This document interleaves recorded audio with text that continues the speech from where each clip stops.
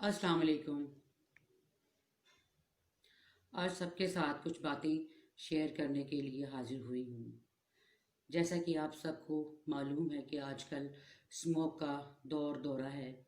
कुदरत ने वैसे तो हमें 4 हसीन मौसमों से नवाजा है, मगर ये पांचवा मौसम हमारा अपना बनाया हुआ है कि इन बनाया हुआ एक मिनट जी, जो कि इंतहाई मुज़र सेहत है, ना सिर्फ हमारे लिए बल्कि हमारे बच्चों, बुज़ुर्ग, जवानों और आने वाली नस्लों के लिए भी। इसका वाहिद हल सिर्फ अपना फ़र्ज़ निभाना है, अपने हिस्से का काम करना।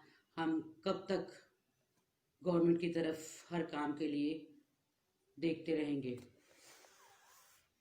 अपने हिस्से का काम करना है, इस माहौलियाती आलूदगी को कम करना है, जो कि सिर्फ़ और सिर्फ सब्ज़ा और हरियाली की सूरत मुमकिन है।